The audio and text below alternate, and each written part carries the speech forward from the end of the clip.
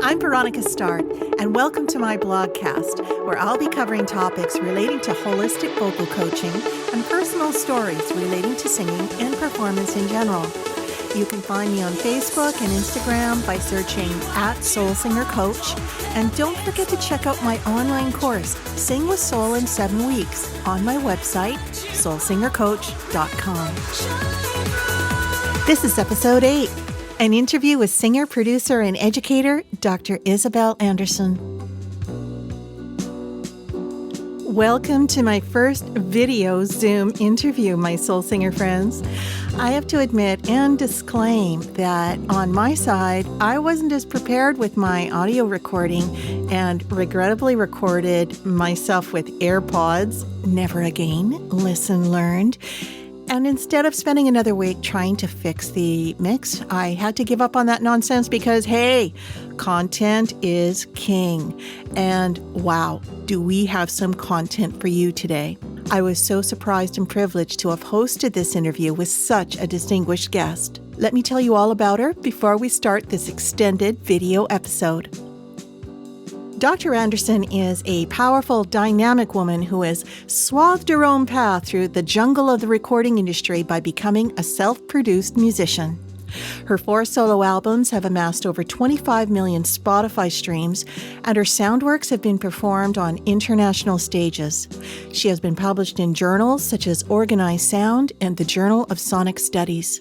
Between over 20 years making, performing, and producing music, a Ph.D. in sonic arts, and a passion for creating music tech education spaces for women, Isobel's career embraces a sense of independence and experimentation. Isobel is proud to produce and host the critically acclaimed feminist music tech podcast, Girls Twiddling Knobs.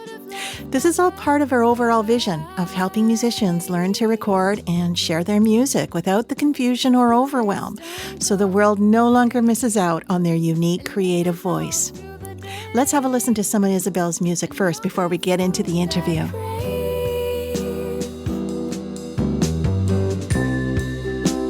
You're just so naive that you don't even see how I need to feel.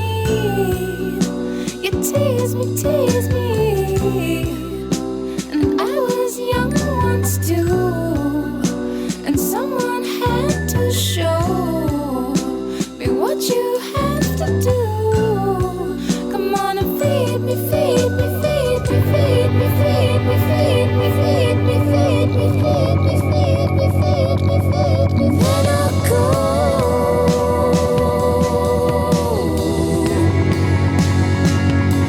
Just let me feed,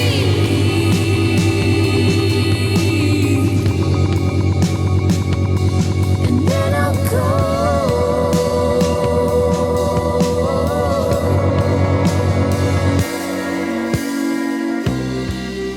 See, you're the only girl I need, but there's others that would let me feed and wouldn't make Welcome to the Soul Singer podcast, Isobel, or should I call you Dr. Anderson? Isobel's fine. Okay. I'm very curious about your doctorate in the sonic arts. And can you please tell us a little bit about what that entails? What is the curriculum like? And what was your thesis about? Yeah, sure. So sonic arts basically covers everything that is the study of sound as an aesthetic material, let's say, as an aesthetic device or element. So that can be everything from really experimental composition all the way through to sound synthesis or the sound effects for games or 3D virtual worlds or, so it's basically everything and anything that is using sound as an artistic medium. And then, Wow. yeah, so it's as you can imagine, a little bit like music, like different courses will cover different aspects of that because it's so big. But the kind of route that I went into was very much around what's called spatial audio, which is basically how sound is spatialized. So that's, things to do with stereo, but also 3D, binaural recording, and binaural playback and ambisonics and all that stuff. I know I'm probably saying words that for a lot of people, don't necessarily mean a lot, but basically how sound is spatialized, and also psychoacoustics, and how we perceive sound, how we relate to sound emotionally, how our brains, imagines sound and therefore hears sound differently. And also field recording and soundscape composition. So working with environmental sound as a compositional material, and electroacoustic composition, which is basically using sound to create compositions with technology. Is probably the best way to describe that. So quite experimental, quite kind of sometimes quite complicated, I guess, quite complex, sometimes very, very simple. And my thesis the title was My Words Trace a Path, Encounters with Place Through Voice, Performance and Field Recording. And it was really looking at how using sound as a kind of conduit to explore identities of self and their relationship to identities of place. Wow. That's amazing. Is that published somewhere? Maybe I can provide a link in the show notes after so people can take a look at that. Yeah, I think you can. I don't know if you can read it in full from Queen's University. So I did my PhD at Queen's University Belfast, which has a special Sonic Arts Research Centre attached to it. I think you might be able to get it through their library, but I also think that you can. I think I've got a download on my academia page. So, like academia. I'm interested for purely. Sorry, I mean the website. Yeah. It's for purely personal reasons. I mean, everything that you've said has got me going off into like exponential directions and stuff when you're talking about frequencies and emotions and even neurology and how sound affects us, and then getting into really what's so popular is the gaming aspect with the 3D. I think most people would know it as surround sound experience is probably the old school version of it, but I think we're getting into 5D mixing now and stuff in dance music. But anyway, I digress because this is not my area, and I'm not going to lead myself down a path that I can't find my way back home. So I'm going to get to something I can relate to a little bit more. I had a few listens to your album Chalk Flint, and it feels like I'm witnessing a deeply personal rebirth for you. And I'd like to ask about the period just before you started recording this album. If you could please take us through some of the challenges and limitations you were facing at that time, and the impact that had on your identity as an artist. Yeah, there was some kind of big limitations and big liberations, as it were, I guess, in the period leading up to recording that album. It's interesting, like nobody's ever said that it sounds like a kind of a rebirth or a before, but I think in a way it was, but it was also the death of something too. I know they always go together, but so leading up to writing Chalk Flint, I'd gone through a lot of different health problems over many years, and by the time I was writing and releasing Chalk Flint, I'd really got to a point where that was making any kind of normal activity really hard.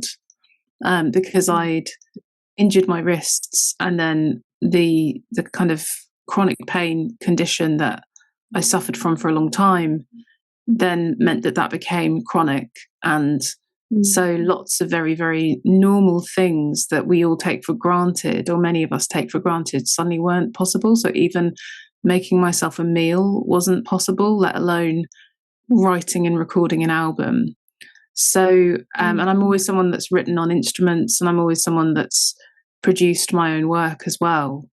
So that presented a big challenge, but it wasn't just about, obviously making the album. It was a challenge in terms of what I was going to do with the rest of my life, with that being present and being, at the time I was, how old was I? 30 something, 31, I think. So, the idea of kind of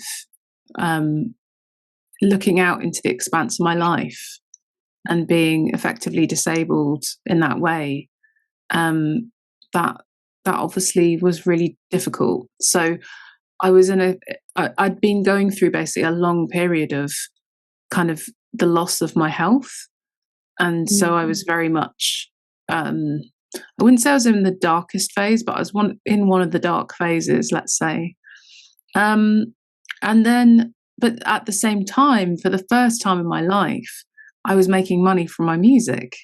So my third album, In My Garden, was racking up millions of Spotify streams. And I am a totally independent artist. So that all of the income from that was mine. So for the first time ever, I was just living off my music. And that felt incredibly liberating. And I was in a position to apply for some great funding in the UK and work with some fantastic people. And so this album kind of represented like massive limitations in how I'd normally worked, but also just having that being at a stage in my career where I could throw a bit more money at it, work with some fantastic people, check off some of the things that had been on my bucket list for a long time, and make an album that for me was basically the album I'd always wanted to make, and finally be able to do that. It's interesting how it's, the liberation is juxtaposed to a lot of limitations. It's almost seems like it's really a subset. Maybe it wasn't as big as an impact that I had originally assumed. It's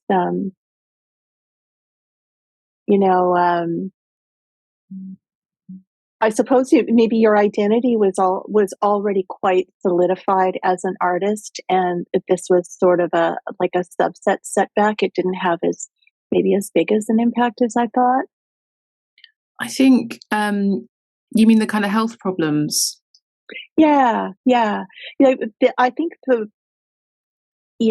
just as an aside, because I don't play a musical instrument. I for many reasons and many excuses, I never picked up a guitar or anything. I had attempted, but I started programming in order to. I always had to use technology, but I also had a partner who was a multi-instrumentalist and a producer, so it was a division of labor, and I never really had to really go there.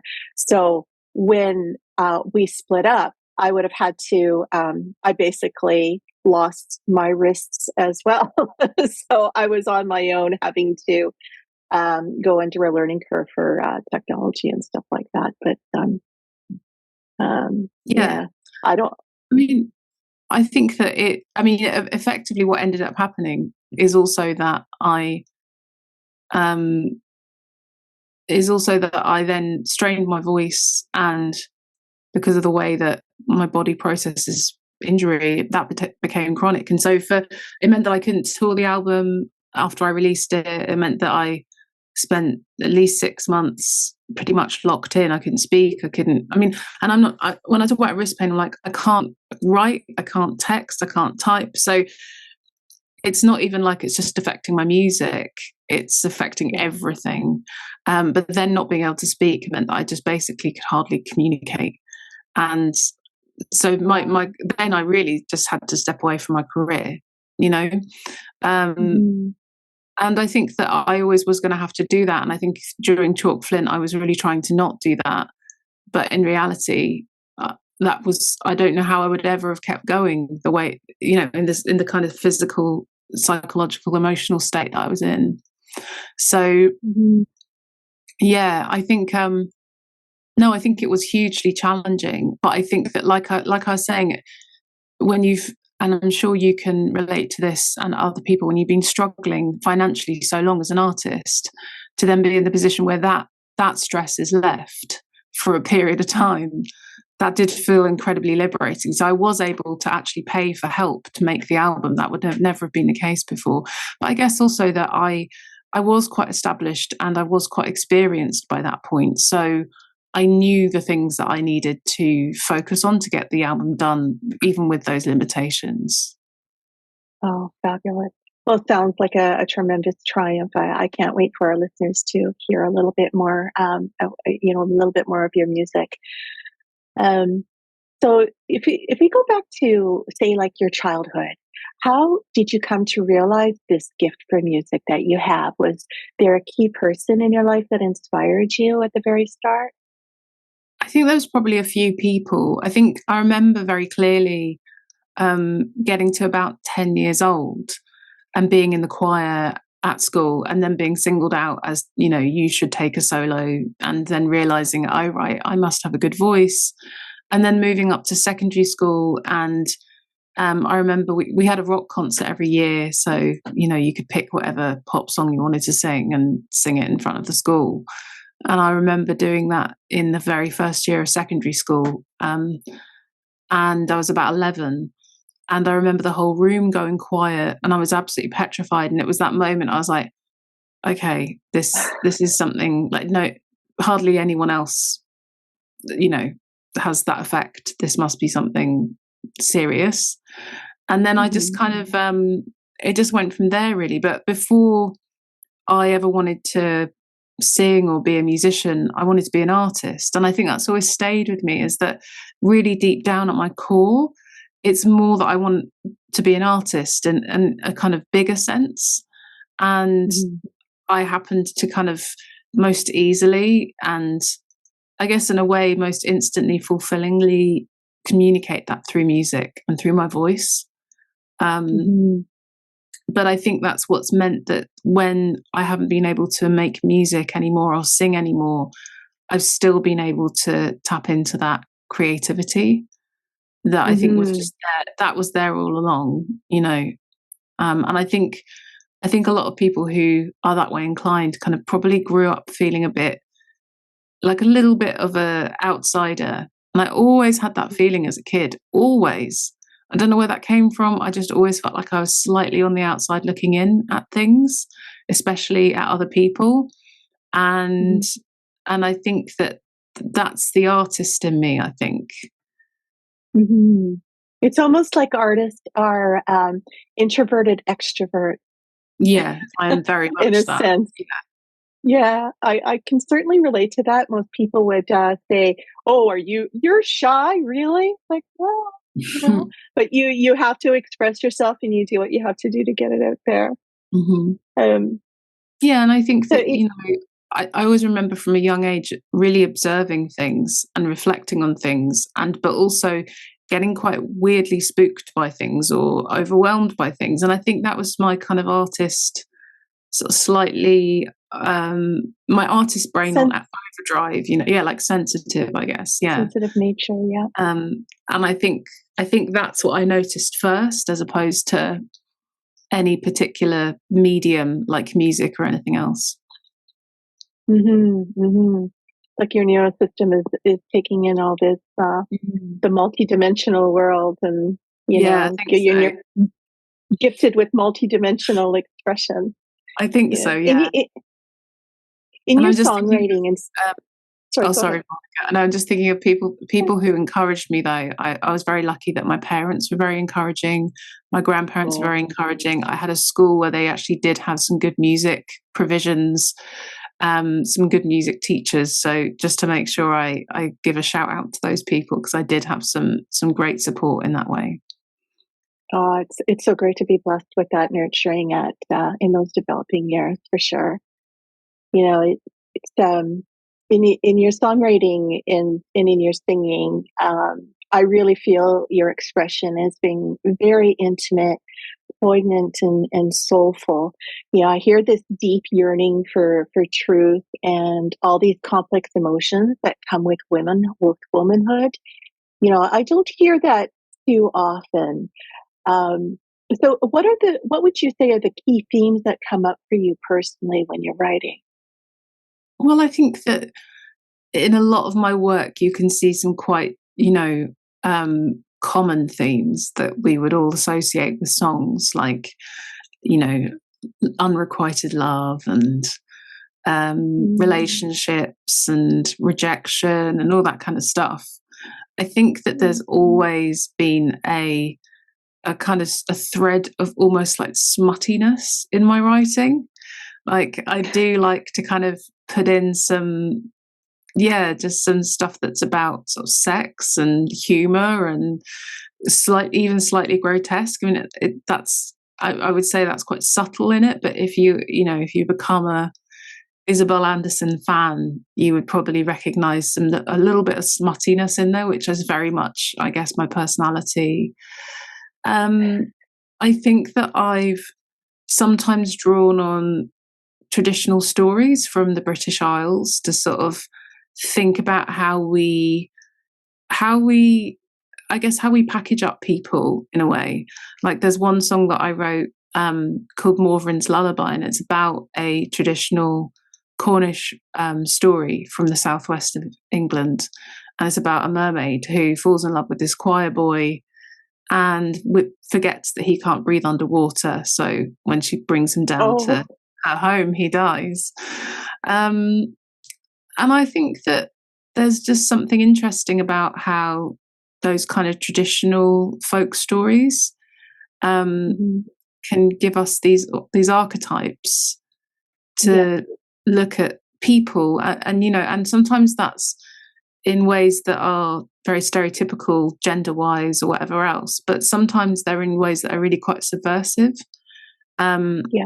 So I definitely draw on that in order to kind of become or share different parts of me, and sometimes I use that kind of traditional storytelling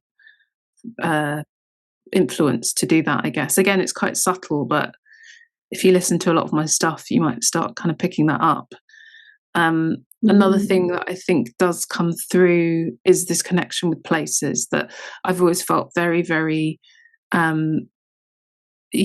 just very kind of connected to place and fascinated by what it is to have for a place to be a place rather than just a space. And so I think that my music, some of my songs are really grounded in specific places or even just general kind of types of landscape, and also uses that to communicate things to do with me, relationships, other people, and that kind of thing. I was speaking to an English professor many, many years ago, and I asked him to critique one of my short stories, and he said, what was missing is a sense of place. And he was talking to me about that. That is really, really the cornerstone of really good storytelling is that sense of place. And I really hear that in your music. I almost thought that you were Celtic. It has that sort of there's a longing and a yearning and a deep romanticism I find with some of this music, and it's very definitive, a very definitive sound that I think you carry through. But you also have your own original rawness that I quite like, and I haven't picked up on this smuttiness, but maybe it's because I'm a smutmeister myself, and I think that's pretty normal.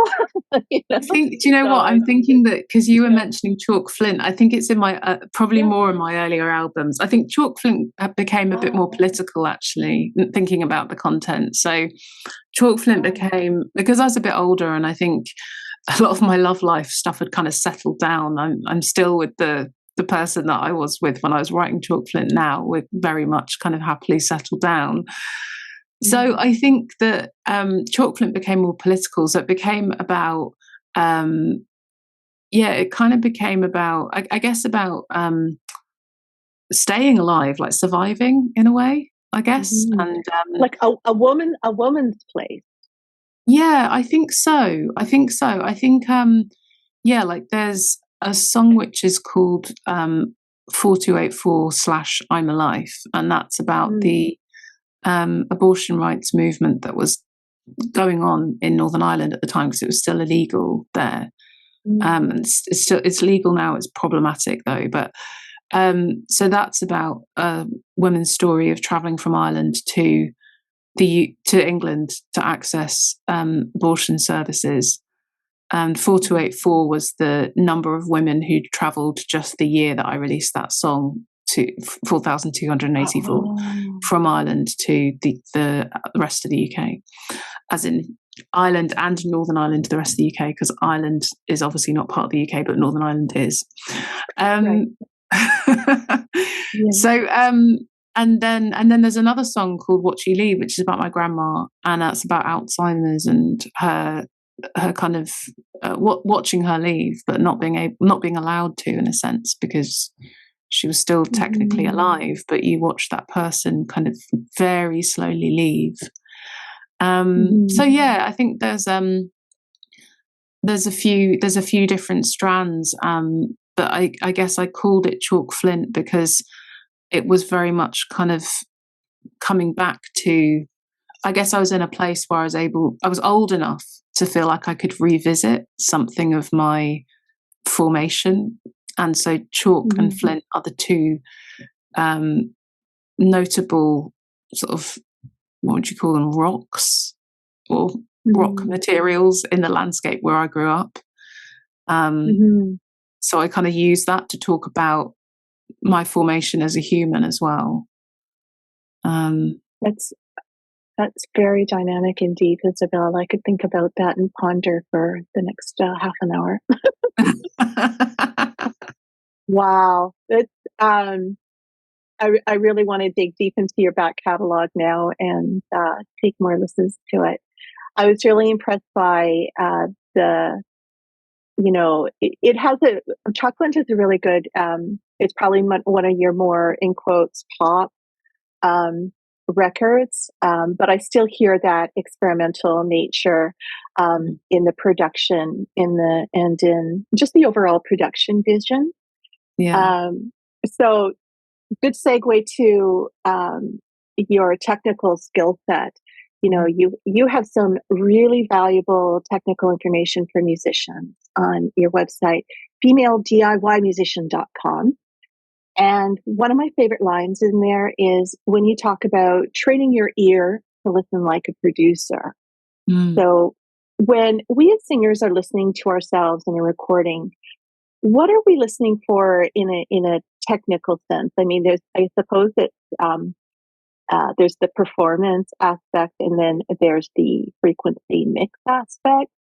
I'm not sure if that's a fair question, but yeah, it's a fair question. I think it's a really important question. I think particularly any women listening to this will, I think it's a really important skill to have, to be able to listen with a producer's ear. Now, that doesn't mean you have to know everything about music production, recording, and audio engineering, but it does mean that you can listen to your voice beyond the performance, So what you would want to be listening for are really, if we take, let's say you're able to listen just to the voice recording on its own, it hasn't got lots of other instruments going on or other sounds going on. If you just listen to that voice recording, maybe you've done it at home, maybe somebody else has recorded it for you, one thing I would be wanting to listen out for are reflections. And what I mean by that is, a lot of the time you'll be able to tell that something's been recorded in a small room, like a bedroom, because you can actually hear the reflections of the sound waves bouncing off the walls back into the microphone. And in an extreme sense, that's what you hear when you're in a cathedral or a big hall. You hear that reverb, and you clap your hands and you hear that reverb and that ring. But your brain is so clever that it can even decipher it if it's very subtle. And say, if you record in a bedroom and you've got no sound treatment, it will then, those reflections will come up in your recording. So I would be listening out for, I'm just imagining people who might be recording at home themselves. I'd be listening out for those reflections, and I would be using some absorbative materials to tame those reflections. But if you were in a studio, you'd also want to be listening out to that. Hopefully you won't have any reflections, or very, very few, because you're in a studio. But then also, the next biggest thing you want to be listening out for is the frequencies. So does something sound warm and full and rich and deep, or does something sound airy and thin and maybe even a bit raspy and abrasive, or does something sound really muffled and muddy and it's hard to really work out, there's not a lot of clarity. All of those things are generally related to EQ, as in the frequency. And so if you're listening back to something that you've recorded or somebody else has recorded, especially if you get sent a mix of something and you hear your voice and it's been treated by a producer, then I would be listening out to see, do I like the tone of this? Beyond your performance, beyond the natural grain of your voice, do I like how this has been produced?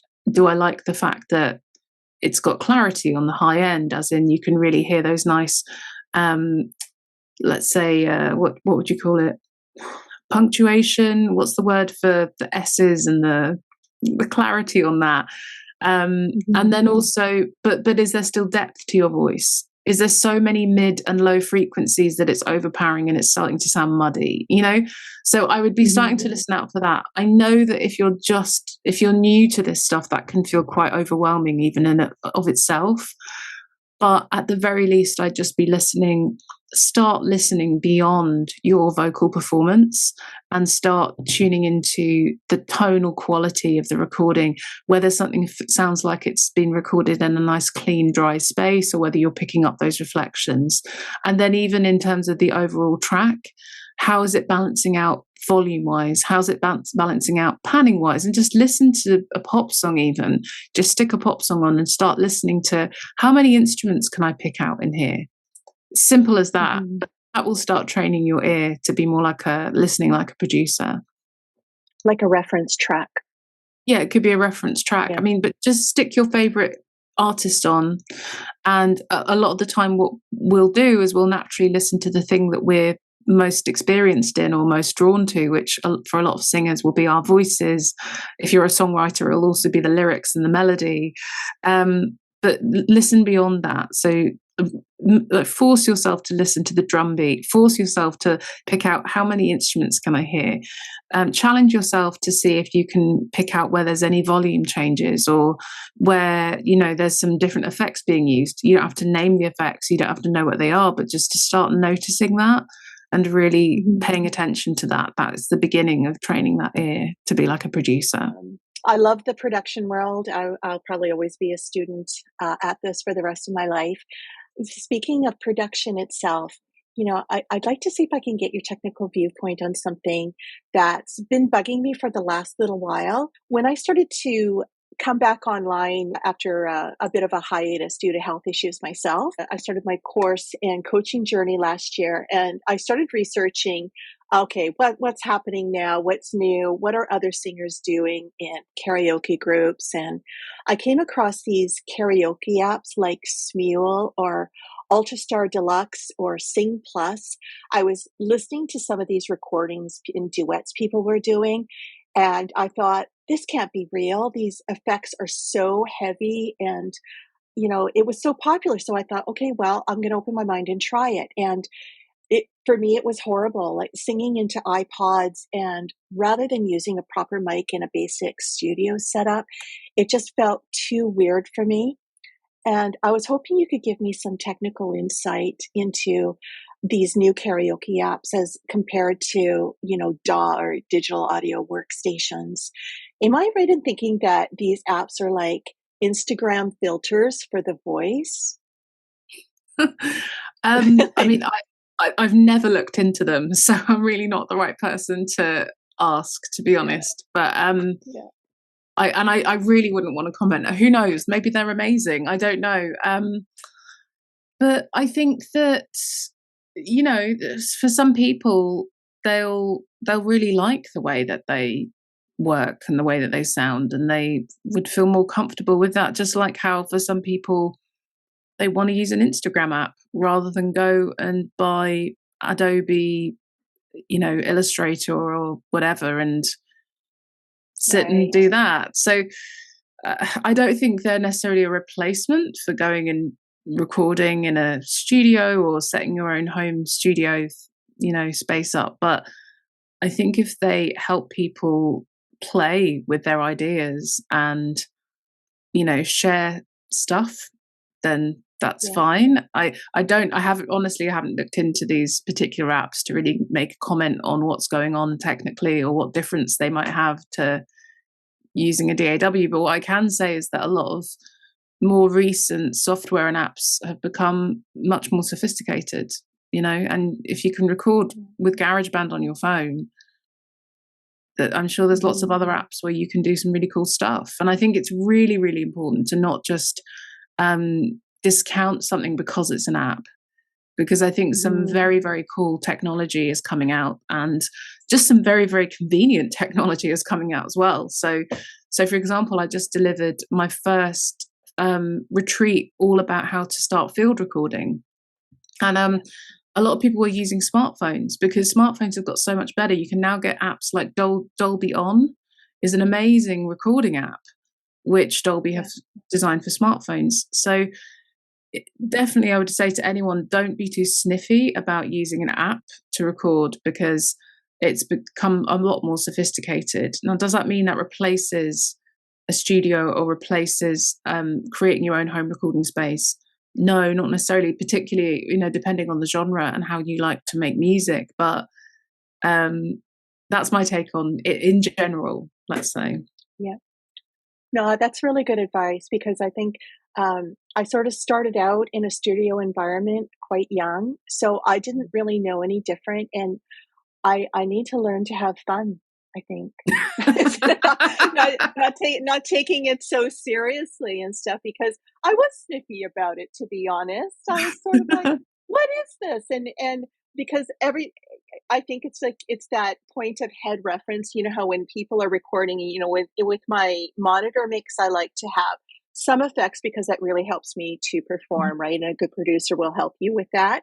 But then you're taking off one of the headphones in order to hear your bone resonance and hear the raw unmixed aspect, so that you can hear and reference your pitch a little bit better. So it just felt like I was just getting lost into this deep reverb world. And I was wondering, how are all these people doing this and recording in their cars and everything? And it's, but yes, you're absolutely right, Isobel. I gotta, chillax and get with the program, because so much is, I got a new iPhone as well, and it is impressive what these apps are doing.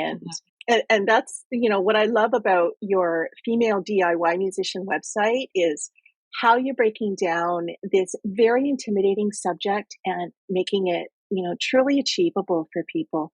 One tool I loved when I went online was the quiz, which vocal mic is right for you, and how you just broke down those barriers very simply.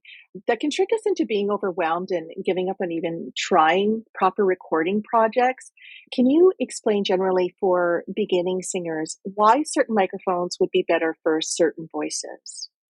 Yeah, I mean, the biggest thing would be its frequency response. So we're back to frequencies again. But every microphone has a different frequency response, which basically means it will be more successful at picking up, low frequencies, mid frequencies, high frequencies, to really kind of simplify it, basically.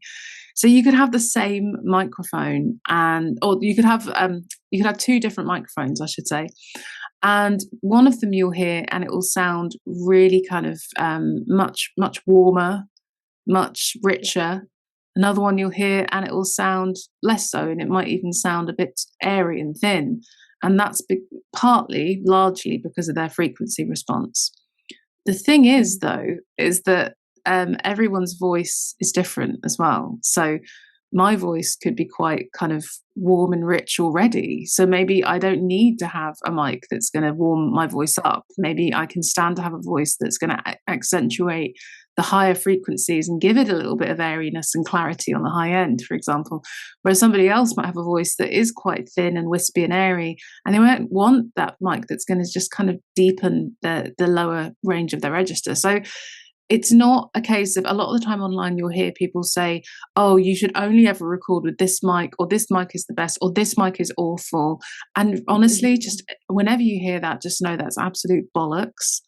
Pardon my French, that's rubbish. And it really depends on a few different factors. But what my quiz does is it takes you through some questions that will help you narrow down what kind of mic you might need, because as well as the frequency response is also about what are you recording. So if you're just recording your voice, that's one thing. But if you want a mic that can record your voice and your electric guitar and your cello or whatever, then there's certain mics that are kind of known to be quite good all-rounders, whereas other ones are very much like, no, that's been designed for a voice. But also it's what are the conditions you're recording in? Are you recording with, some really good sound treatment? Are you recording in a studio or a very good home recording space? Or are you just recording with no consideration of the acoustics at all? Different microphones will help you depending on what environment you're recording in as well.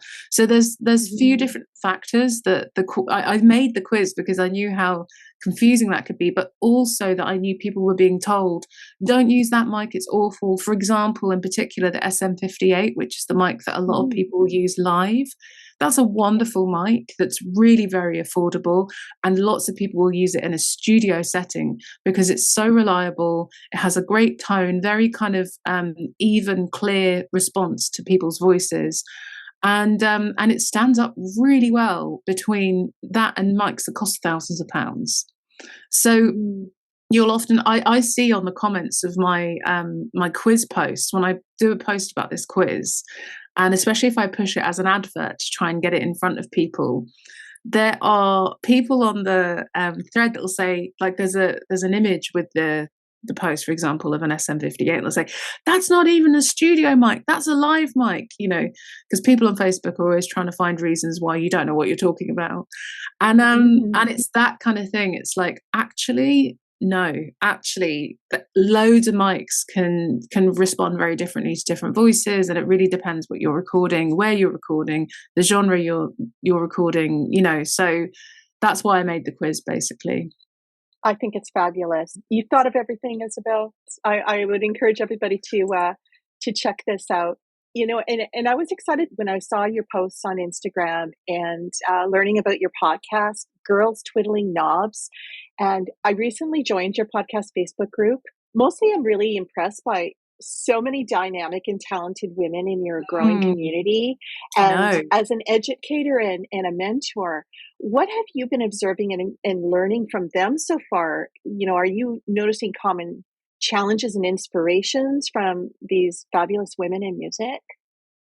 Definitely. And I feel so incredibly lucky to have the community that I have in Female DIY Musician, the podcast, Girls Twiddling Knobs.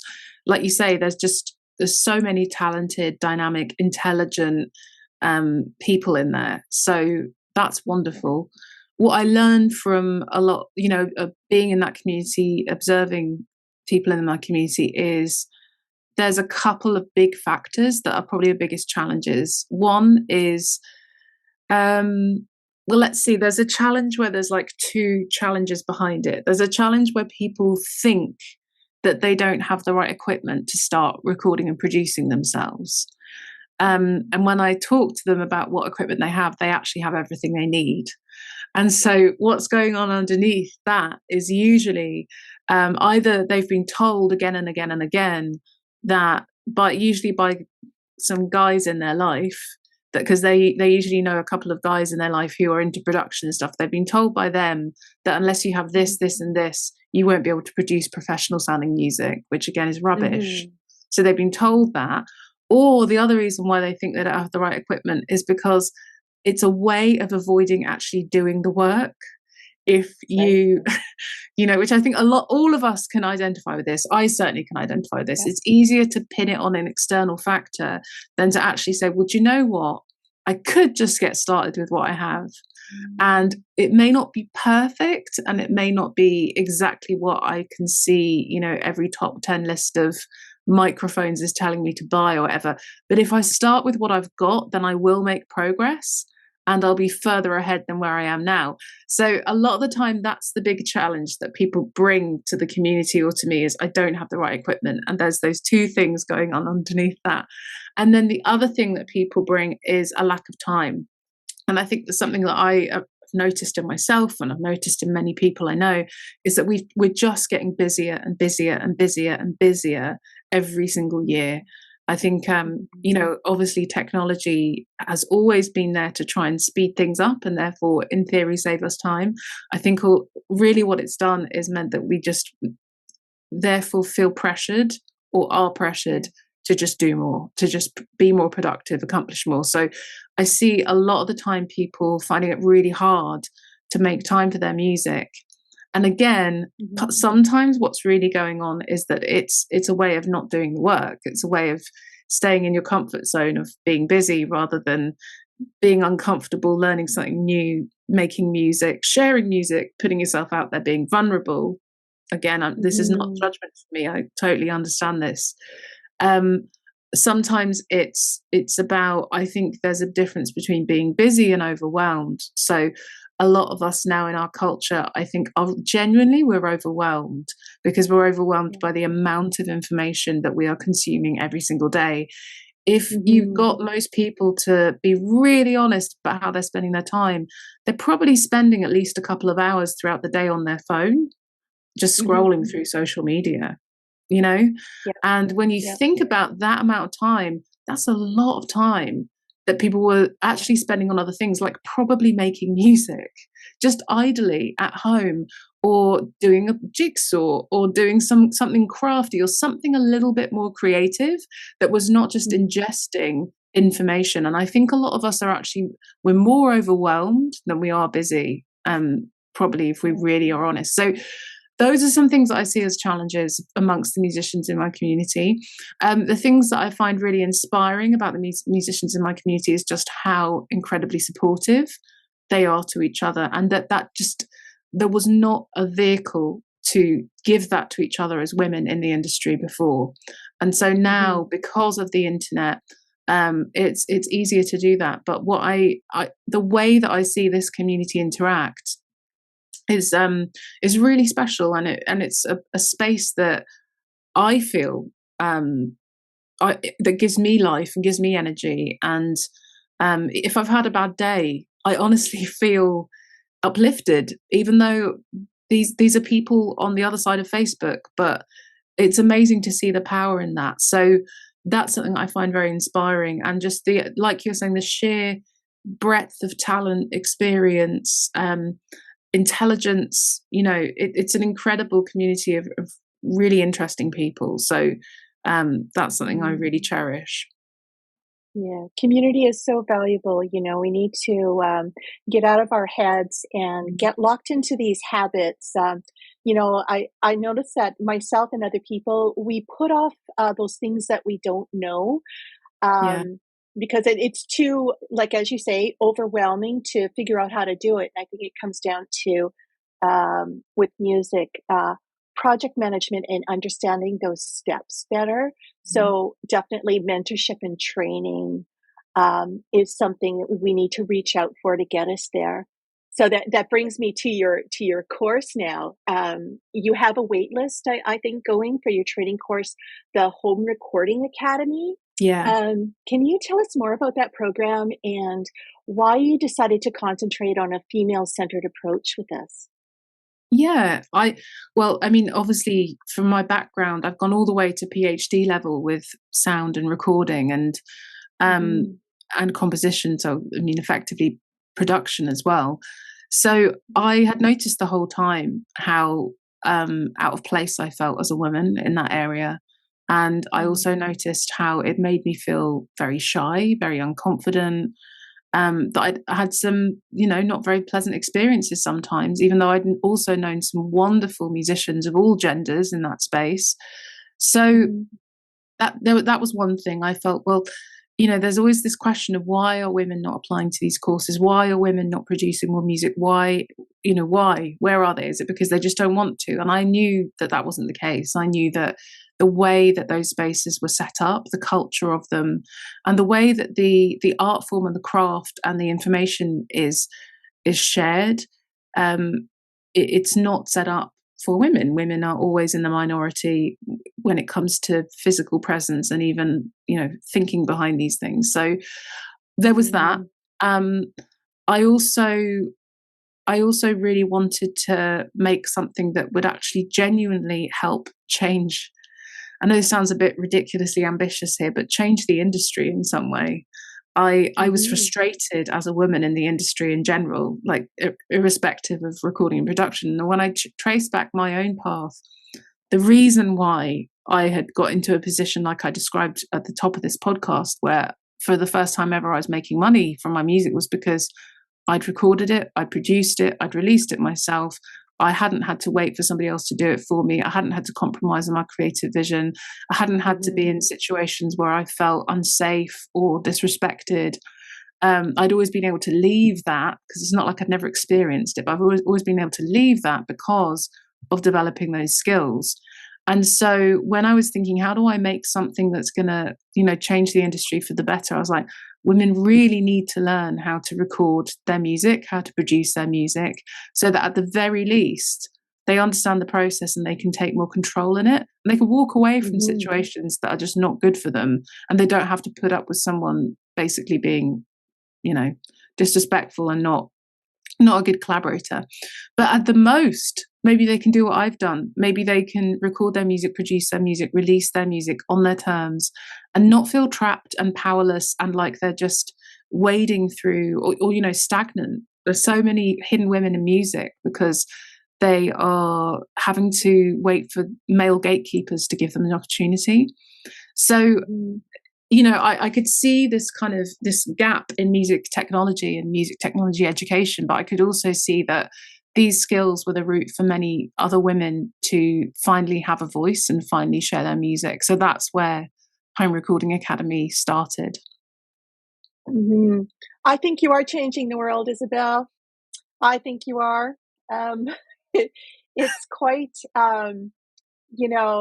I'm just a little bit older than you, and my first demos were actually on analog, and it was a man's world. I had fortunately, a lot of helpful men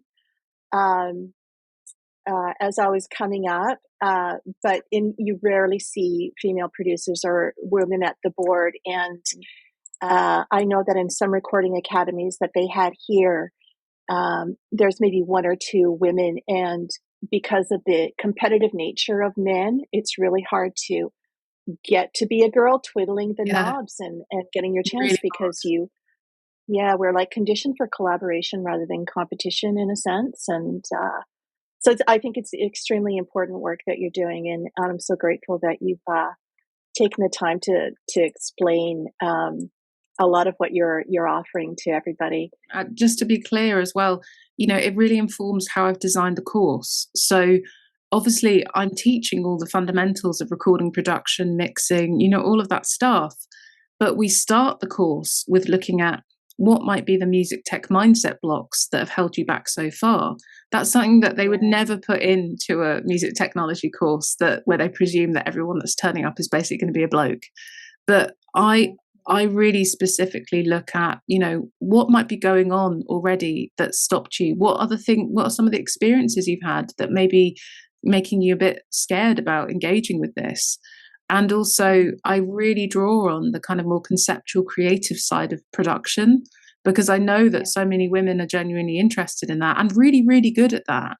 So, I actually get a lot of men ask, and people of different genders ask me if they can join, because they want to experience a music tech course that has that at its core. It has the artistry, that craftsmanship, that creativity, that intuition at its core, rather than just a manual of how to use Logic or get GarageBand or Pro Tools. That's not interesting to me. I'm interested in how you make incredible ideas come to life through production tools. It sounds incredibly fulsome, a totally holistic approach. And I just love that. I'm going to start to wrap it up here, because I could probably talk to you all night about the many facets of what you do and how dynamic this course is. Maybe if you could please remind our listeners the best way to find you online so they could dig deeper into this. Yeah, so definitely go to femalediymusician.com. If you want to take the quiz, which vocal mic is right for you, it's femalediymusician.com/quiz.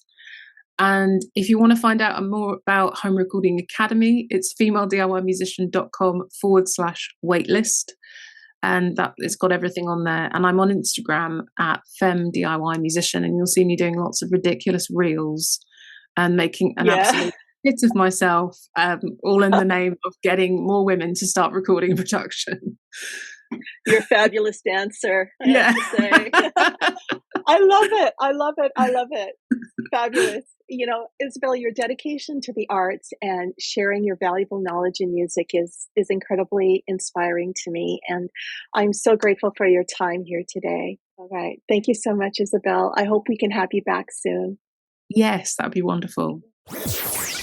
You've been listening to Veronica Start's Blogcast. Please subscribe, click the bell for updates, and if you're so inclined, I'd love to hear your thoughts on this topic in the comments, or you can send an email to veronica@soulsingercoach.com. Remember, life is hard. Sing anyway.